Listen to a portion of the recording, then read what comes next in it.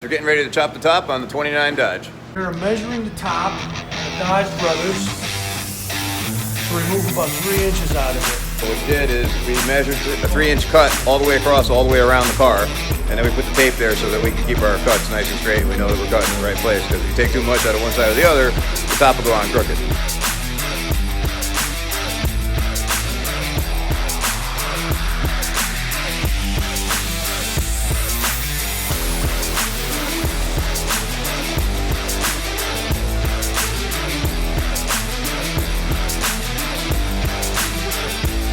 Alright, as you see, the top is off. Now the next step is to cut the rest of these 3-inch pegs off right here.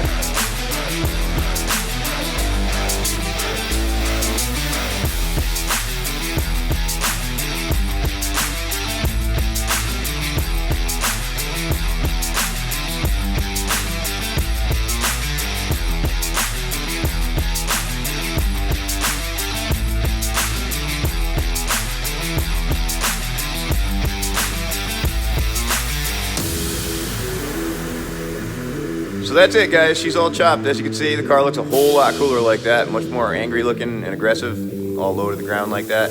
Only thing left to do now is finish welding the rest of the seams across. You can see that our seams are nice and straight, which is important.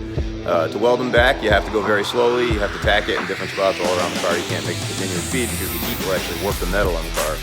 And we don't want that. And since we're going to clear it with no paint on it, we want to keep the welds. We want to make it look like it never happened.